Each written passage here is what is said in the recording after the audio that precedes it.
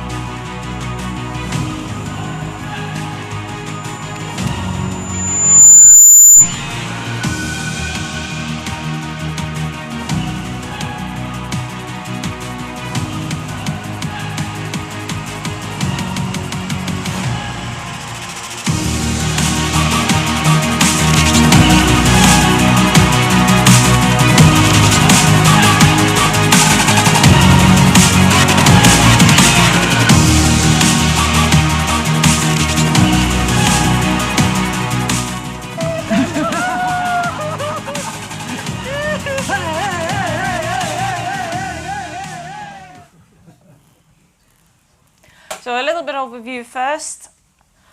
In total, we had 14 veterans with us. 10 of those, we called them trekkers. They were not skydiving, but they were trekking through the expedition, and 7 of those trekkers had life-changing injuries themselves.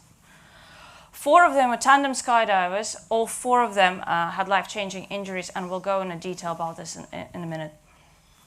We had 4 members of British team staff, and we had 9 members of our Nepalese team as well. We had in total 8 yaks, and you already saw in the video those yaks walking with equipment, all our yaks, 2 horses, and a huge amount of bags. About the team then. So my name's Lee Winter, if you don't know me from before. I've been in the military for just over 30 years, and I qualified as a high altitude parachutist in 2003. My career focused on, or my specialisation was the infill via parachute of a larger force into austere environments, mountainous terrain, jungle, and also the sea. During my last couple of years, I've been working with the parachute test team based at Bryce Norton. We've been working to develop the capability for UK Special Forces and how we insert and how we use equipment. Good afternoon.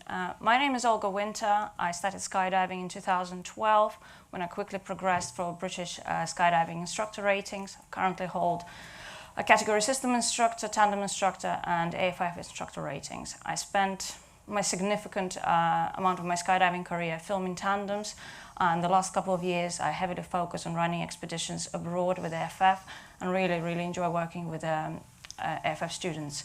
Outside of skydiving, I'm a keen trekker, so that terrain in Nepal was very familiar for me by that point, and my job on this expedition was overall logistic of physical equipment and personnel from UK to Kathmandu, and then from Kathmandu to Namche and Sayangpache airstrip. Okay, good afternoon everyone. My name's Neil Flanagan. I'm a parachute jumping instructor in the RAF. I've got 23 years military experience. I'm a high altitude tandem dispatcher instructor. So I currently work at the parachuting test team, so that's where me and Lee met. We got chatting about the possibility of organising this expedition, so we kind of got our heads together, looked at everything that needed to be done, and I was also one of the tandem instructors on this. On the top right corner, you see a photograph. This is another team member who is unfortunately not here today. His name is Krasi. Like myself, Krasi was a camera flyer on this trip.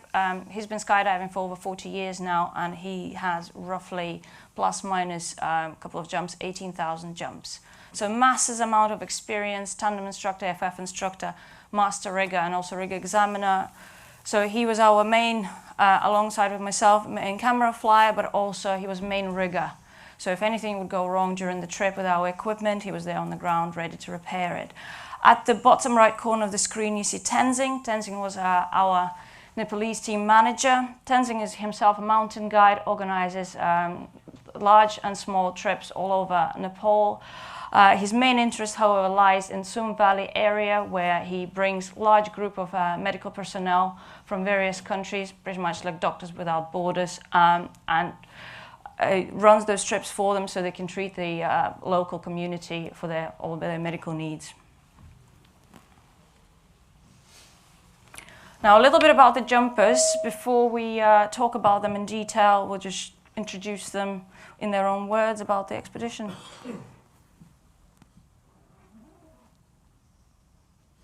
All the fuss is about, we're in the highest drop zone in the world, in the Himalayas here, and I am one of the very lucky few that is going to be jumping from 23,000 foot out of a helicopter. You know, nothing is impossible as long as we can put our mind onto it. So. Yeah, a little bit nervous, I must admit. I'm going to skydive over Everest, living the dream. So Martin, he was injured and a contact, an IED, struck his vehicle while he was in Afghanistan. He was also, during the ambush, this vehicle was struck by an RPG, which ignited the ammunition store in the armoured vehicle. While he was getting out of the vehicle, unfortunately, he suffered 75% burns over his entire body and continued to be engaged, where he was shot twice in the leg. Martin, although his injuries are quite visible, he actually proved to be the simplest of all our tandem students, because his limbs, he could use his limbs and lift them up for landing. So next we've got Harry. So Harry is a double amputee above the knee. So he lost both legs in Afghan. So he's got prosthetics. He's an absolutely incredible guy. Before he came out to Sambuche DZ, he became the first double above the knee amputee to make it to base camp, and he's attempting to climb Everest this spring. Our third jumper was John. John served in London Fire Brigade for over 20 years. During that time, he became a champion powerlifter as well. You can see his pretty awesome shape on the picture over there. Unfortunately, a few years back, he was diagnosed with motor neuron disease. And if any of you are familiar with the condition, it's quite debilitating disease, and it's just overall horrible. As a result of this condition, as the M&D progressed, he lost the complete use of his arms.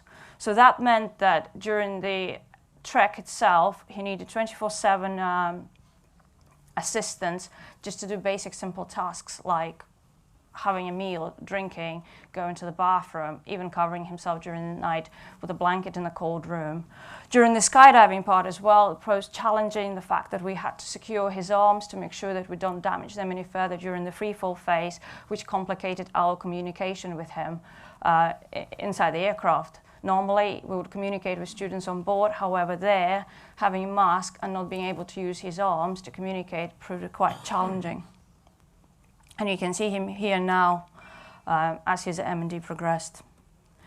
And our final fourth jumper on this trip was Dean. Dean was shot in the head by a sniper. The bullet went through his brain and came just right above his right ear. So far at the moment, he's the only survivor in the world of this type of gunshot wound. Absolutely incredible human being. In 2015, he took a difficult decision and decided to have his left arm amputated through the recommendation of the doctors because it was completely paralyzed. His left side of the body and his leg is still paralyzed. However, he's gaining some sort of mobility in his left leg, but not fully. So he has to wear a very heavy brace on his leg to keep it moving forward.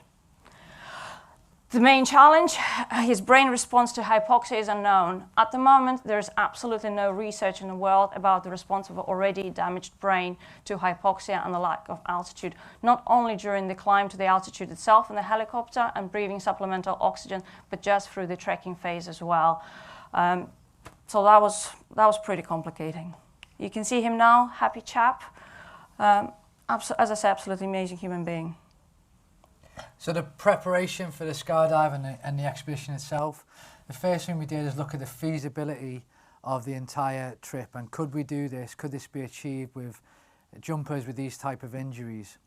The next thing we went into is the permits, the logistics and equipment capabilities. The permit was quite difficult to get hold of and took a lot of government level negotiation, then also assessing the equipment and the capabilities of the equipment to how it would function at these kind of altitudes. We then looked at where to do it and discovered Sangboche airfield. We selected this because it's a disused airfield which lies just above Namche Bazaar at a height of 12,400 feet. The weather conditions in Sangboche, although complicated, are probably stable or the most stable within that region. From this point, we worked on our SOPs, or our standard operating procedures.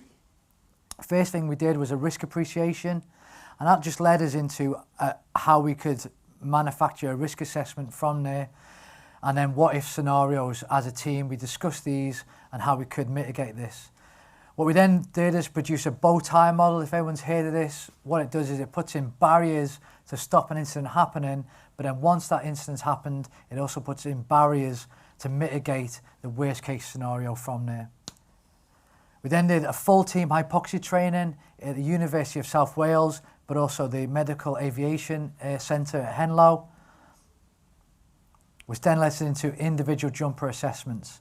The first thing we did was, are they able to trek that kind of distance and manoeuvre over that ground, and how could we support them to do that?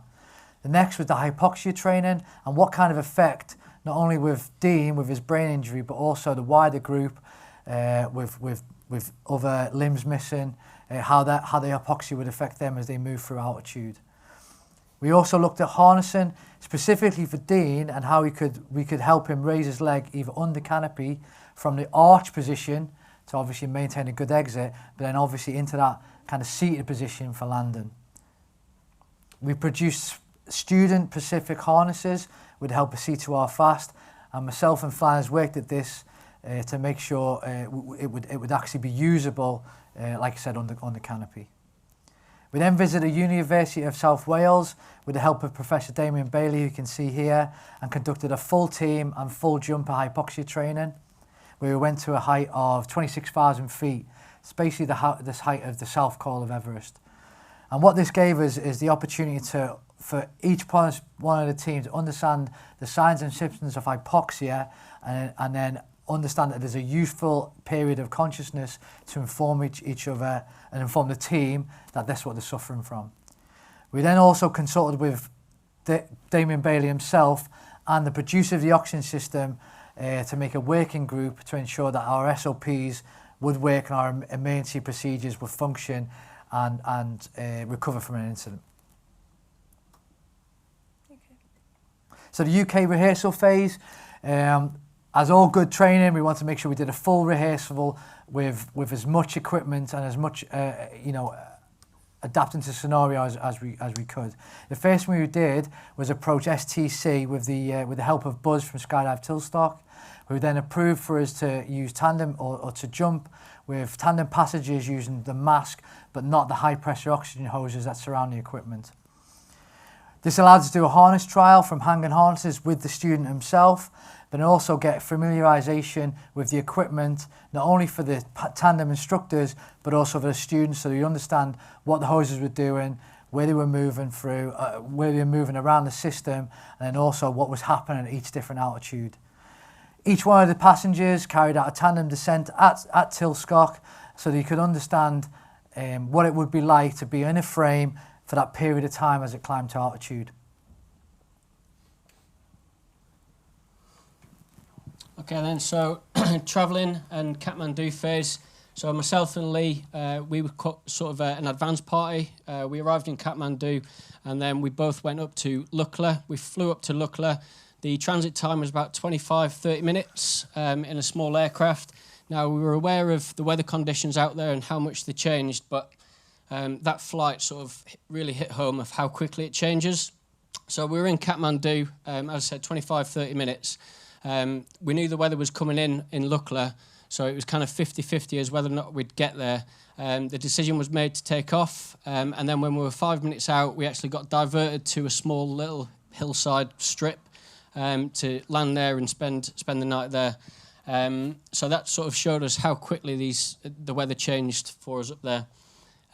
Once we actually arrived in Lukla, we trekked up to Namche Bazaar, and then we went up to Sambuche DZ. We had a look at the DZ. We carried out some DZ recce's. We visited Kundu and visited the local hospital, said hello to the doctor, let him know what we were going to do. Hopefully we wouldn't see him again. Once we'd done that, we carried out an emergencies recce, so we sort of saw for ourselves the lay of the land. So everything we'd seen before was on imagery, but obviously when we were there in person, we could see what exactly we were dealing with. We made our way up to a viewpoint which was about 1,000 feet above the drop zone where we intend to land, so that itself was about 13,500 feet. Once we'd done that and we were happy with how we were going to run our SOPs, we then went and liaised with the local army officer who was part of issuing the permits that we received, and then we headed back down to Namche for some downtime. In the meantime, myself, Krasi and Tenzing, we stayed behind in Kathmandu to meet the customers, make sure they get to the hotel safely from the airport, where they got an initial brief about the expedition itself. They already had one of those in the UK, but this was more specifically tailored to the trekking part and then the skydiving part, what to expect day by day. We also took them around Kathmandu for a bit of sightseeing, making sure they see all the best beautiful places renowned around the world for their beauty. In the meantime, in the background, while all that was going on, we also had to arrange all the equipment transportation from Kathmandu to Namche and then Sayangbache, including our oxygen system and oxygen bottles. The difficulty we had was that the charging station that used to be located not far off from the potential landing area was closed down, and the next charging point was in Kathmandu. So we need to ensure that we have sufficient oxygen bottles for the program itself, but also enough as an emergency as well. Also, we went to the airport to liaison with the airframe company, making sure that the airframe itself was ready and prepared for jumping and it was suitable for our passengers with their injuries. Did initial brief with the pilots and the air crew and just making sure that everything is up and ready to go. A little bit of more beer time. And the next thing that I would like to do is show you a little video of the trekking phase itself. So you just get a little bit of a flavor what the guys saw, what was their first experience after they landed.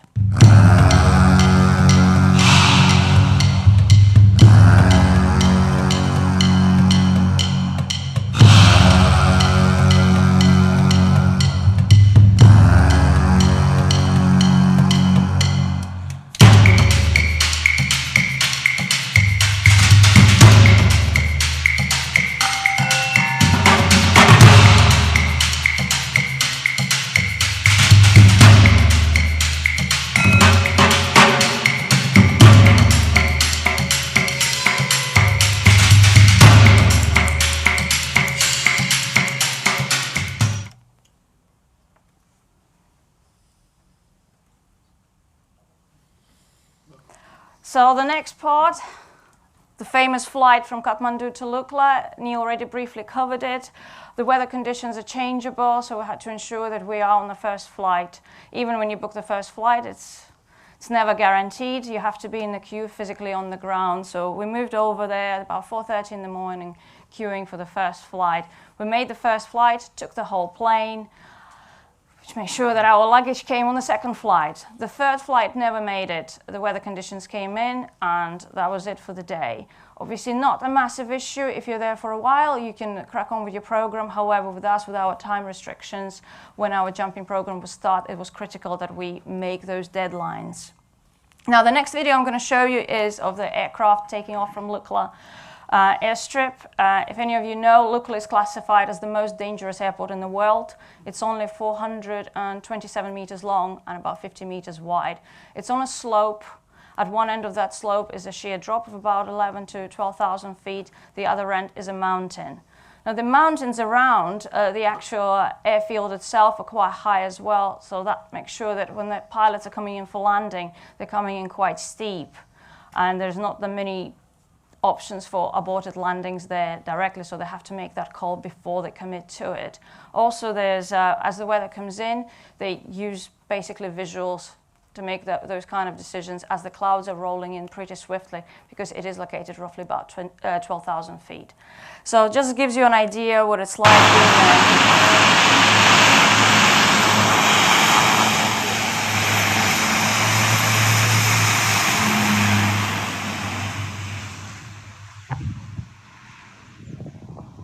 So this is about 8:30 in the morning. So you can see that the weather came in pretty quick. Normally they have flying window until about 2 in the afternoon, 12 to 2, but this particular day the weather came in pretty early. So that brings us to our trekking phase. Now, trekking phase was compulsory for everybody, staff and the participants, because it was part of our acclimatization program, making sure that everybody arrives to Sayang Bache ready, not having a signs of any kind of altitude sickness or decompression sickness, and mitigate any of those particular symptoms. Also making sure that everybody feels comfortable, because even though we were not high enough to cause any serious damage to anybody, it's just uncomfortable if you have that annoying headache. So ensuring that everybody goes into the jumping program feeling their best and enjoying the experience to the full.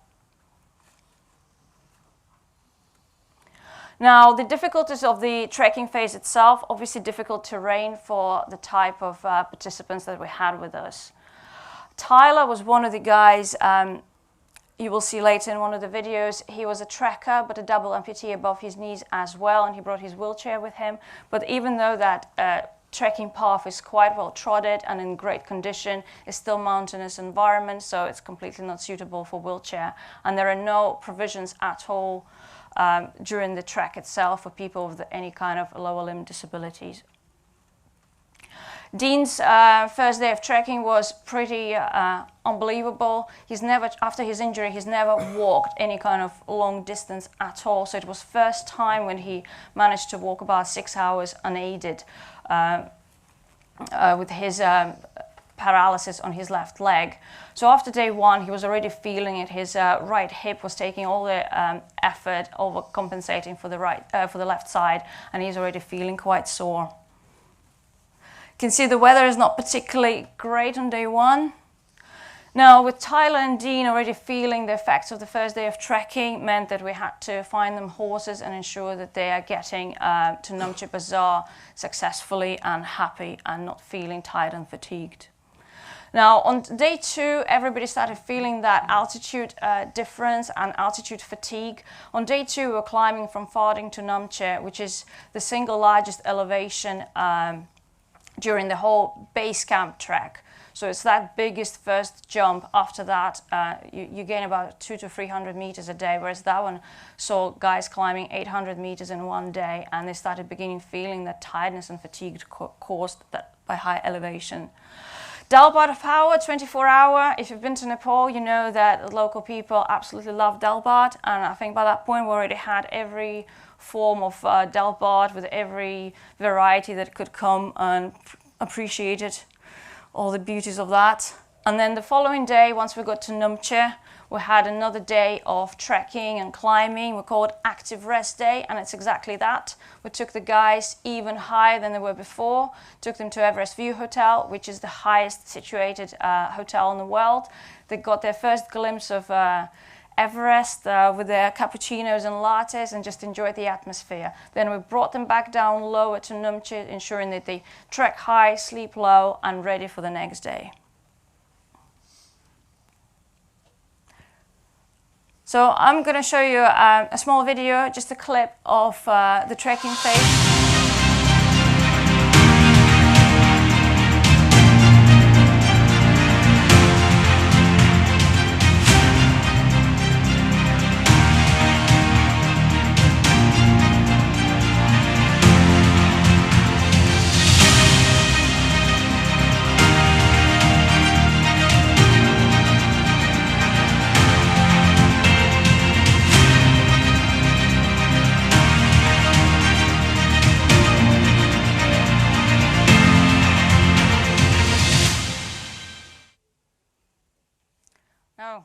some of them, joys of riding a horse. For me, watching, nightmare of it. As I say, we had to put Dean and Tyler on horses to make sure that they get to Namche successfully, and keeping Dean on a horse was a challenge in itself with his sustained injuries already, and then the terrain itself in some places being very rocky and steps and making it difficult for horse to move, and then in some places having sheer drops around, just constantly giving me nightmares on the background. So you can get a glimpse of that here.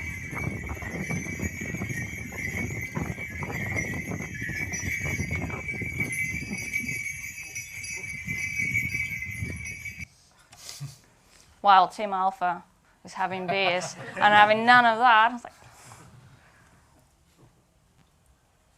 okay, so the pre-jump training then. The first thing we did is a revision on the signs and symptoms of hypoxia and decompression sickness.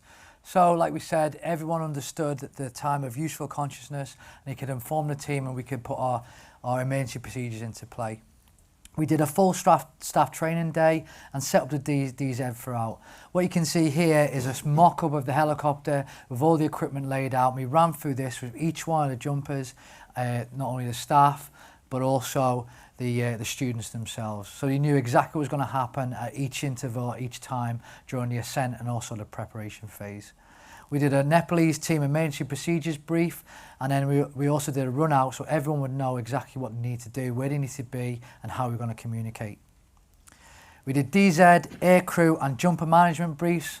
Again, so the air crew knew what our intended run-in was for predictions, what the next or the COA 2 was, course of action 2, and then also we did a full jumper rehearsal. What this meant was we'd got everyone in a full dress rehearsal onto the frame, from dressing up, moving to the actual aircraft itself, onto the aircraft, and then a full 6 minute, 2 minute, 30 seconds and exit training. So a pre-mortem rehearsal exercise. So what we did as a team then, a pre-mortem rehearsal exercise is essentially a management strategy where you kind of look at the project and how the project could potentially fail. And we actually identified during the DZ recce's an alternate landing area, which was literally the only alternate landing area. So we kind of put everything into practice and carried out a descent onto there, making sure that everybody was on the same page with all of the SOPs that we'd developed.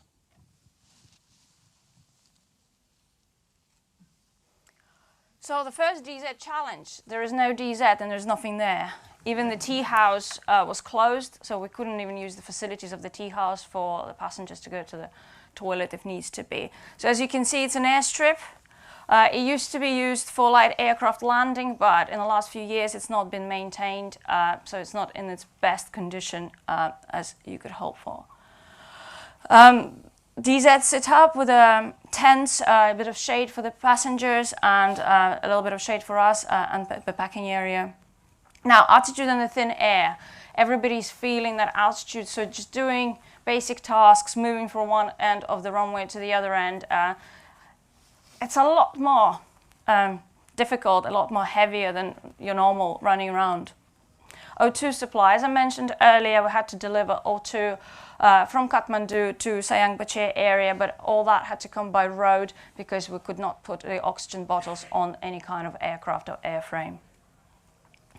Now, landing area and the terrain.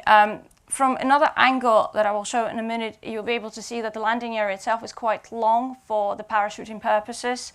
It's roughly the same size as the Lukla airstrip. But however, because it's not been maintained, there's lots of rocks on the landing area itself that made it impossible to land or use the full length of it. And it resulted in us using the last third of the runway that was more or less clear of small rocks. Now, thermals, turbulence, wind shear, and no clear wind direction. We put 2 flags at different distances from each other around the intended landing area, and we put smoke as well. And all 3 of them were showing completely different things. So there was no, take a pick, no clear wind direction or indication, and we just had to make a decision every jump which way was the safest way to land. Jump plan. Yeah, so the jump plan, as Olga just said, we had things on the ground that could help us, that everybody uses at DZs, but we knew that the pre-jump brief would be just react to what you're feeling under canopy, because everything was going to change and we knew it was going to change pretty quickly. So you may have seen in the video earlier, the T was facing one direction, canopy landed in the opposite direction. So we just had to be flexible and be reactive, but we sort of mitigated that by only having one tandem and one camera flyer canopy in the sky at any one time. So there shouldn't be any issues with that, and there wasn't. So the bigger picture of the actual landing area, it's quite long, but it's quite narrow, and you can see on one side there is a barbed wire fence and vegetation. And then it's surrounded by rocks and boulders everywhere. So if you have a look at the boulders just above the tea house, they're quite large. So in relation to the tea house, they're some of them the same size, some are bigger. So that was definitely not a possible landing area at all.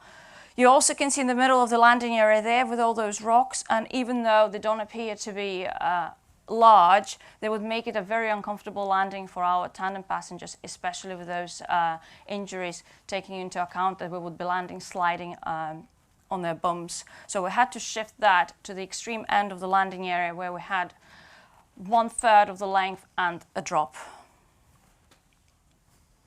So a bit of an aerial view, then this was taken from actually our GoPros under canopy. So you can see on two sides we have sheer drops of roughly 1,000 feet.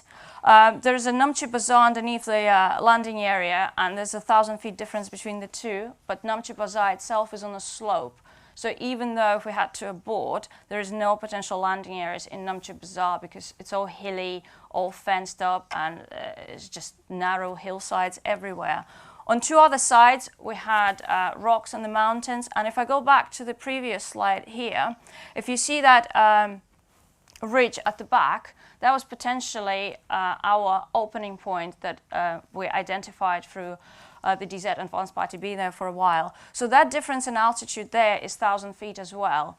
And expecting that to be the opening point for our canopies, we had to take into consideration that with our AED offset and also our opening height. So that was our ground level as opposed to the landing area itself, which shortened the time in free fall for the passengers, but also for the camera flyers to capture that footage.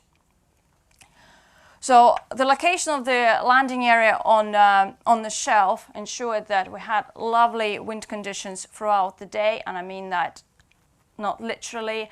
We had curlovers, we had thermals, we had turbulence, wind shear, we had everything, and most of the time all at once. So the wind would come from the lower ground, hit the sides of the mountain, create a big curlover, come back out. That's why our wind indicators were showing different things at any given point.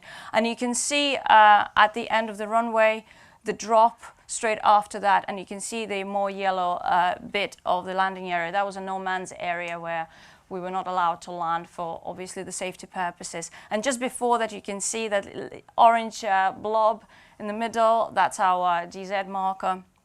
That's where we all aim to land safely. The picture there doesn't really give the relief justice. If you think back to the horse footage, each side or the two sides, we talk about sheer drops. That's exactly what we were looking at. The camera flyer and the jump master challenges. So in this case, camera flyer was the jump master on every ride to the altitude. We also had Tom with us, who was our experienced jumper, but also he assisted us with DZ control and packing. So sometimes Tom would be on board as well. So in addition to doing the normal duties of the camera flyer, making sure that the passenger gets the best video possible to capture that event for him, we also had to do all equipment checks before we take off, connect the passenger, tandem instructor, ourselves, and the experienced jumper on board to the oxygen system inside the aircraft, do all the gear checks before we take off, do the gear checks throughout, climb to the altitude, do oxygen flow adjustments throughout the flight, and then disconnecting everybody from the oxygen system inside the frame and connecting them to their own bottles before the exit. Now, the main challenge was spotting the actual exit point. We were identifying the exit point on the ground, taking into consideration what we could see and the predicted winds, but the pilots unfortunately couldn't give us the accurate information about the wind speed at different altitudes because they just don't have that facility on the airframe at all. So we were using digital GPSs, but also visuals, and we had to take into account the injuries of each passenger as they would be moving to the door. So for example, Dean had to have both of his legs strapped together during the flight, so he could lift both of them with the assistance of the harness and the tandem instructor for landing. So that made it very difficult for him to actually move towards the exit. That slowed the whole process of him moving to the exit to the door, so we had to take all that into consideration and make sure everybody had enough separation if we had the experienced jumper jumping as well. So the challenges from a TI's perspective then, so when we got on the heli on the ground, we clearly had to assist the students to get on the heli. There's limited space on the heli, and obviously with all the hose management and the bottles that we had on board, we had to take extra care. So what we actually did is fitted up our students straight away on the ground. Once we'd done that, we conducted all the checks that we needed to do. So we developed a 15-point check for any TIs out there where we checked everything. Once we were happy, we then put the O2 on and then we took off. So the climb to altitude was about 20 minutes. A big thing was communication on board the aircraft, which is one of the reasons why we spent a full day running through rehearsal after rehearsal to make sure that everyone was doing the drills that they needed to do. Additional things that we had to consider is the students and actually getting them into the door. So for example, Harry wanted to wear his stumps. So we had to make sure that his stumps were clear of the skid to make sure that they were in front of the skid so they weren't caught behind, because that would have made for quite an interesting exit. The aircraft running speed was considerably slower, and that coupled with the air pressure as well made the exits a little bit more difficult and more challenging. So some of the other challenges for the TI, certainly for myself and the canopy, was the harnessing of Dean. Obviously we wanted him to be able to exit in an arch position but also manoeuvre out of the aircraft.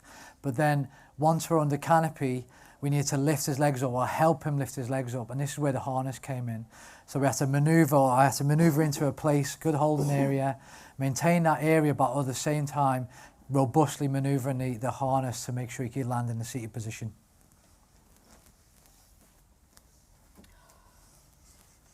What can you say about landings at Sayang Bache? You can plan, you can prepare, you can anticipate. Until you actually go and do it, you'll never know what it's going to be like. And we try to mitigate certain aspects of it, and it is what it is. So the next video is called That For Reason. This is the first jump of Tom, our experienced jumper. That was the first lift of that particular day as well, and just gotta watch and see. I came in like a wrecking ball. As you can imagine, everybody switched on to the fact that landing on your feet is not overrated after all, and doing that hurts. So after that, every landing by Tom was absolutely spot on. Now, from the experience point of view, landing at Sayang Bache area, obviously having that low pressure and high altitude ensured that we wanted to have a canopy as big as we can possibly get our hands on. However, we needed to take into account that we wanted some wing loading during the opening phase of this parachute, but also going through that turbulence and a wind shear. So in the end, it was a compromise. We only got a little bit higher to what we normally would jump to mitigate those problems on landing through the turbulence. Now, the challenge in itself was that the conditions were changing from jump to jump, and we had a really small window for jumping. So it wasn't like coming to a normal drop zone where we start first thing in the morning and we've got until the evening and we can watch the skies. Our window was limited to about 2.5 to 3 hours a day, where we had to complete all our tandems. First lift of the day was beautiful, no winds, no wind shear, no turbulence, but that meant fast landing, and I mean fast landing. The second lift would give us the best landing conditions, where we get a little bit of breeze, but not enough yet to create that strong curl over, so it would be the best landing. The last two lifts of the day, which were about between 9:30 to 10:30 to 11, That's when the wind conditions change. There's a lot more wind coming from the valleys, creating a lot of curl over, a lot of wind shear, and we also had turbulence. So you go on your downwind leg and you lose no altitude at all, and then you're into your finals, and again, you're just picking that thermal and you're lifting up instead of going down, then caught up by turbulence. So as Neil mentioned earlier, we just had to take that information as we were going in and adjust and adapt as well as we could. On one of the landings, my canopy literally collapsed, the whole side of the canopy being picked by that turbulence. So the landings from a Tandem perspective then, so the canopies we had were Icarus World TX2s, they were 330s with steep trim. They were unbelievably responsive, which is exactly what we needed in those conditions. So we were opening at 18,000 feet pressure altitude. So we needed a canopy that wouldn't open too quickly at that pressure. These perform really well. Under canopy coming into land, so we'd induce a little bit of speed, but because the canopy was so responsive, we were able to take that speed out coming into land, because obviously we had the disabilities of the guys on the front of us that we had to consider.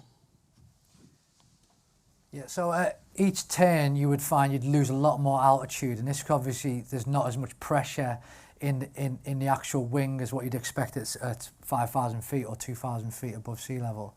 So what that meant was you were constantly taking information, constantly readjusting where you were going to land, where you were trying to land. Because as you saw on some of the pictures, it's actually, although it is a long run-in, there's only a short space of usable landing area.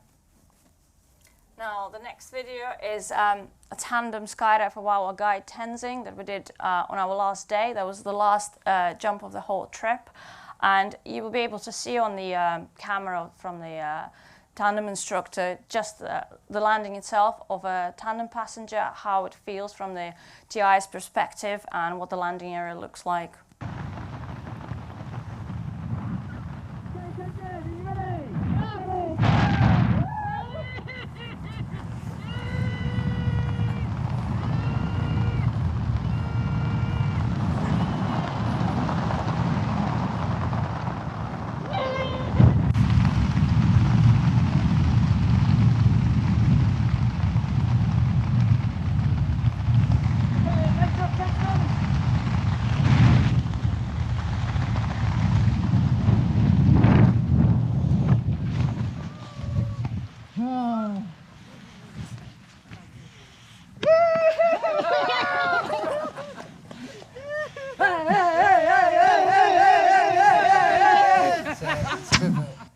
Reach back to our government liaison. We had to spend a night dancing and drinking chai.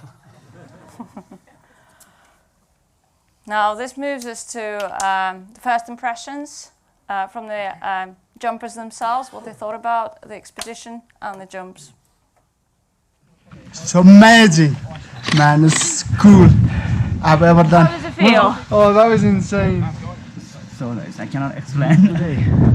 Oh mate, unbelievable. Skydive 23,000 foot. Everest in front of us. Very surreal, exciting, yeah. All of the above is just absolutely crazy. And the next we'll just show you a small clip of the skydiving phase itself. Everything that we talked about, everything that we mentioned is kind of all put together in one so you can see it for yourself.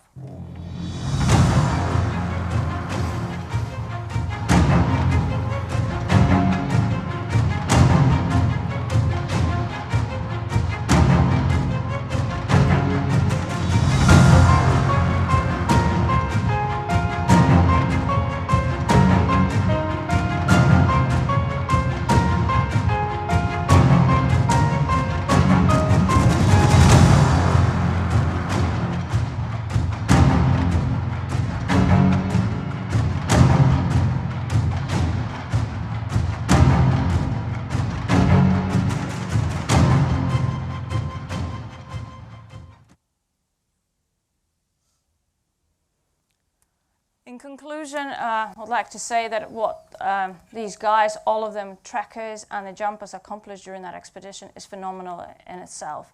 I know that Harry, one of the jumpers, before he completed his base camp trek before the jumping phase, he struggled to get the permit to go, because of his injuries, he struggled to get the permit to trek to base camp itself, because there are no provisions for people, as I say, with lower limb injuries.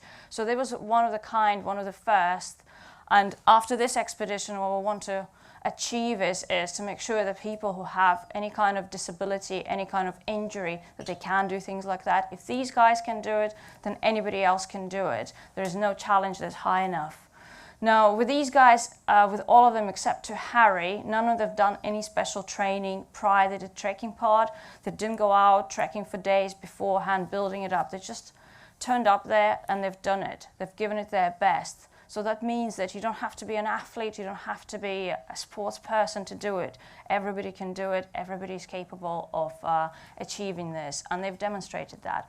Hopefully now with this, the government will be a little bit more lenient with issuing the permits as well to people who would like to trek to base camp and attempt Everest climb as well.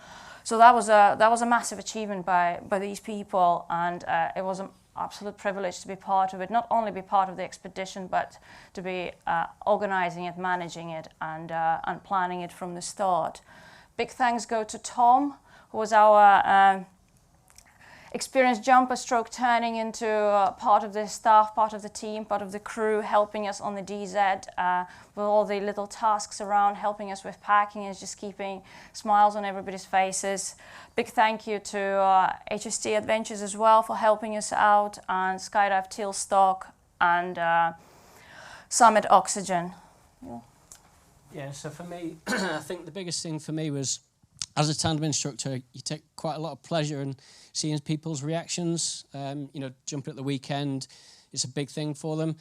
For these guys, it was absolutely phenomenal what they did. You know, I think Harry sums it up really well when he says, you know, you put your mind to it, you can achieve anything, and these guys certainly did that. Yeah, to be part of providing that for the guys, and to plan, organise and execute it was a huge achievement for myself and the team. You can see it's a small team there, and there wasn't a big support network. There was no one else making any decisions for us. We had to make decisions as a team and then manage that. But then seeing how the guys reacted, not just the jumpers but the whole trekking team, it was kind of infectious. And this brings us to any questions that you may have. We're here to answer any questions that you have about the expedition.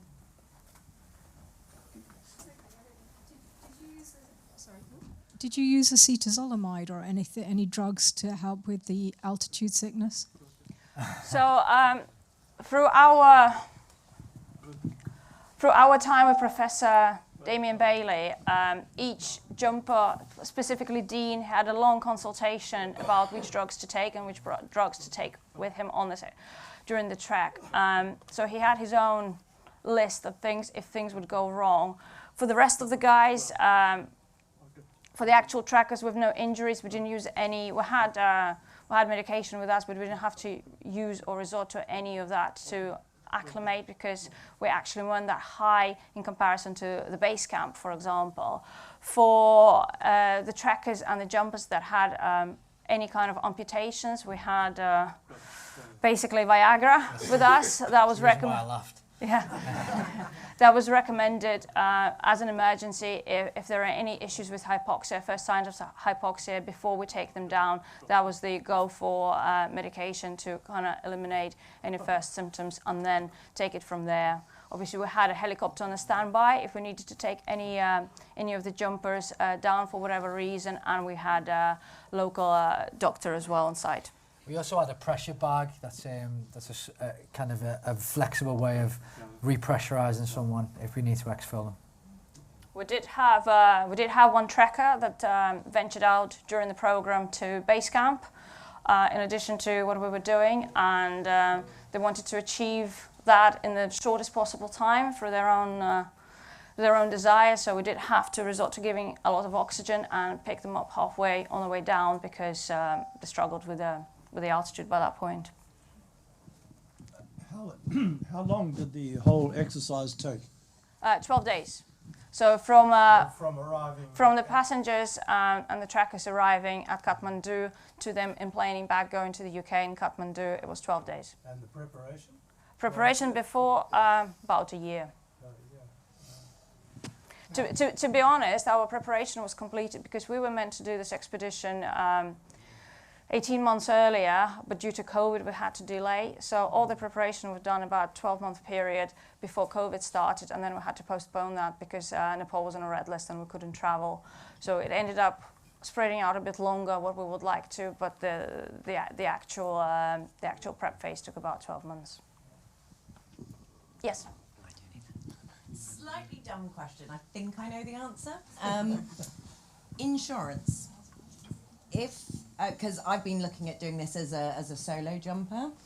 What's the situation with health insurance and skydive insurance? Am I taking responsibility for my own medical if I land dumb? In a respect you are, but also there's True Traveller that you can approach for this kind of thing. That will exfil you, but you know you're pretty much self-insuring. With the guys, they are specific insurance around the Pilgrim Bandits Charity. So there is an insurance company that I've just used for exactly this trip. Yeah. So if you want to, I'll tell you. Great, thank you.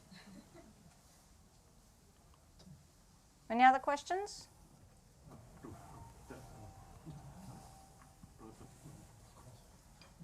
No. Oh. Yeah, go on. How did you find the local communities reacted to So, skydiving? interesting question. So the 6 months before our expedition, there was another group, a military training company. So there was not tandems, just experienced jumpers, and they had a couple of not that great landings that particular trip. So a little bit. They were welcoming, but they're a little bit distant. And through the interaction and communication, by literally day one in the jumping program, we had stalls already with local people bringing over with snacks, drinks, everything on the landing area. It was like a mini village already with people bringing things, watching skydiving. I mean, interaction with the local officer and the local community helped. We ensured that we engaged as many of them as possible. For example, wanted to have lunch. It's simple things, but goes a long way with the local community. Because we were such a large group, we needed a lot of food at lunchtime. And instead of bringing it from the hotel or the tea house where we were staying, we would order it in different tea houses every day, and they would bring it to the landing area. So that was a little bit of involvement and a little bit of economic boost for that particular tea house, because they're all run by families, small groups. And then on the last day, which was never announced, never planned, never organised really in advance, we decided to tandem our local guide, Tenzing. And the night before, he was very quiet. He's very chatty, very talkative, lovely guy. The night before, you couldn't get a word out of him. It was like, you okay? Mm-hmm. Like there would be no response back. He came the next morning, there's no this going on, no gesticulation. It's like, yeah. And it was just going to be us. We thought we'll sneak in one jump. All the team left behind, so it was just us, the four of us, plus Tom, Tenzing. I thought we'll keep it small, just last one jump for our own enjoyment. We had the whole community on the landing area. It looked like we had such a massive crowd. I have no idea who those people are, where they came from, and how the news spread from the evening to the morning. But we had such a massive support team there, and that just I think emphasizes and answers your question about the local community. I think bringing them and being part of it, as opposed to bringing a large team of a UK team with us, but actually engaging a lot of them and involving them in the process, that really helped. We also, I mean, John mentioned 23,000 feet as an exit point. As our relationship developed with the pilot, with the people around there, we actually started getting quicker ascent rides. We also started exiting from a little bit higher. Just the relationship and how we conducted ourselves at the drop zone, and that kind of developed that to a point where they started trusting us. Yes, go on. You're going again this year, are you? Yes. Have you had any people from previous trip want to come again, and now how have you found organising this time in terms of permits and everything? So we've got a permit for 5 years. So our permit is secured anywhere in Nepal for 5 years. So we are going again in November, and we had to shift our days because 2 of our customers for this particular trip One had commitments with the competition, the other one had unfortunate fall, which resulted in a leg injury. So just a little bit of recovery time, but we are going higher and we're taking that from Sayangbache to another area, which is at 15,000 feet.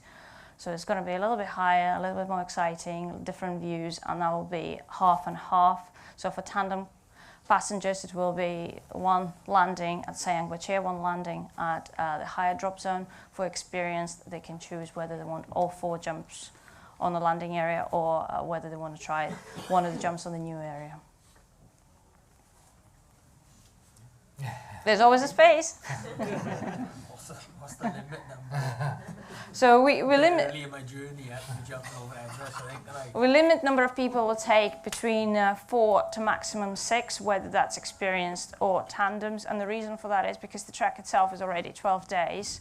If we take more people at any given point, we have to extend the jumping window from 3 days to 4 days, for example, which extends the stay for everybody else, and not everybody can commit to such a long period of time. So to keep it as it is, which is the shortest we can possibly do, because we can't get rid of the trekking phase, for example, and just bring people to the landing area, that is the optimum number of people that we can take per one trip, keeping it personal and giving people that one-to-one and a good experience.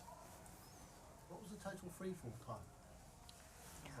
About 30 seconds. Yeah, between 25 and 30 seconds, depending how much altitude we get. Because initially, when we started jumping on day 1, there were going to be, we said there's going to be 4 people per airframe, per lift, and the pilot said, I can only get you 20. I was like, well, 20 is not really ideal, especially from a tandem point of view.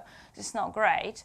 And we got 23, and then we got 24, and then 24 and a half, and then the pilot is apologizing. Sorry, we wanted to get you more altitude. We thought we'll get more thermals, but it's a bit cold today. It's like, there's a lot more than we hoped for. This is brilliant.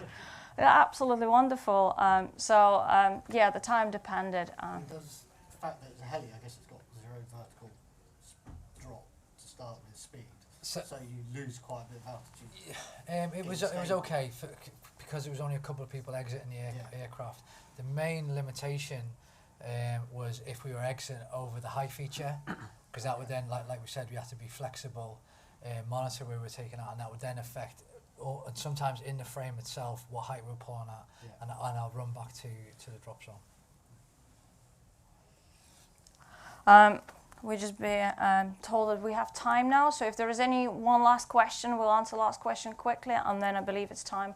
Yes? How much? Chat offline. I believe there's now a gang outside waiting for the next presentation. So if you guys have any questions at all, just find us outside and we'll happily chat outside and answer any questions you have. Thank you very much.